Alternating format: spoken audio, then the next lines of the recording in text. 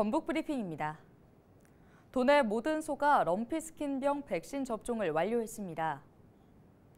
전북도는 지난 4일 도내 한유고와 젖소 등 50만 2천여 마리에 대해 긴급 백신 접종을 완료했다고 밝혔습니다.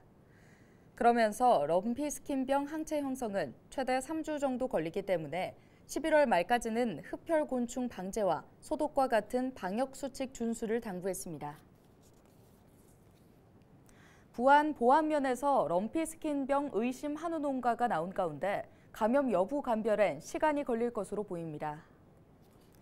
전북도는 지난 4일 부안 한우 농가에서 럼피스킨병 의심 신고를 접수하고 농림축산검역본부에 정밀 검사를 의뢰했다며 결과는 오는 13일쯤 나올 예정이라고 밝혔습니다. 검사 결과가 다소 늦어지는 이유에 대해선 백신 접종에 따른 증상인지 야외 바이러스에 의한 감염인지를 감별하는 데 시간이 소요된다고 설명했습니다. 앞서 전북도는 의심 신고를 받고 초동 대응팀을 현장에 투입해 가축 이동을 막고 통제 초소 운영, 흡혈 곤충 방제 등을 진행하고 있습니다.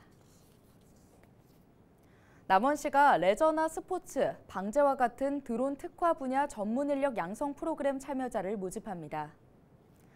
대상은 남원시에 거주하며 드론 특화 분야 창업이나 취업을 희망하는 자로 드론 기초 교육부터 조종, 촬영, 편집, 기타 경영 교육, 전문 멘토리 등을 모두 무료로 제공합니다.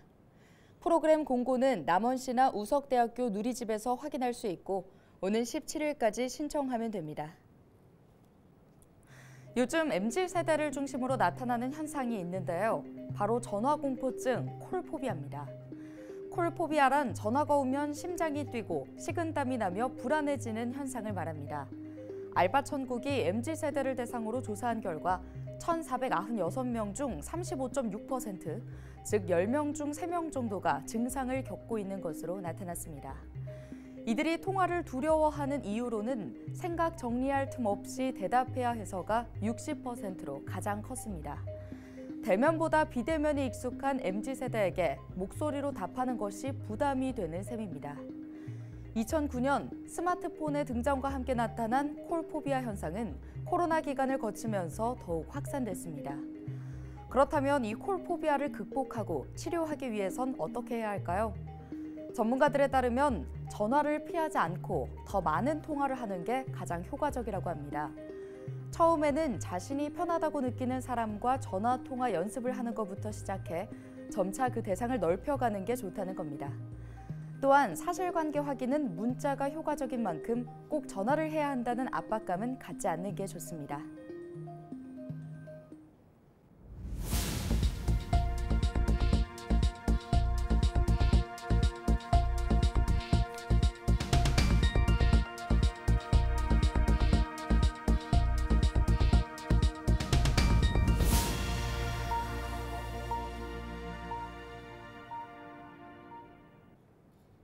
정읍시와 동학농민혁명기념재단이 만석보 위치 고증과 활용 방안 모색을 위한 학술대회를 열었습니다. 학술대회에서는 첫 번째 주제로 19세기 고부지역 수리시설 현황과 만석보 수세 징수에 대한 발표가 이뤄졌고, 두 번째 주제로 만석보터의 위치 재지정 검토에 대한 발표가 진행됐습니다. 또 만석보의 변천 과정과 기념사업 현황, 동학농민혁명 상징 공간으로서 만석보 활용 방안 등에 대한 주제 발표와 토론이 이어졌습니다. 정읍시는 만석보는 동학농민혁명의 시작을 제공한 상징적 공간이라며 학술대회 등 축적된 자료를 바탕으로 만석보 종합정비사업을 계획하겠다는 방침을 밝혔습니다. 고창군이 지난 2일부터 나흘간 참가한 이탈리아 페스툼 국제고고학 관광전에서 홍보 전시 표창을 받았습니다. 고창군은 지난해에 이어 2번 연속 한국 대표로 참가한 행사에서 고인돌 유적과 유네스코 세계유산 등을 알리고 이탈리아 살레시노 광역시의원과 조직위원장 공동명의의 표창장을 받았다고 밝혔습니다. 올해로 25회째를 맞은 페스툼 관광전은 유네스코와 세계관광협회, 이탈리아 문화유산부가 후원하는 세계 유일의 고고학 분야 국제전시회입니다. 지금까지 전북 브리핑이었습니다.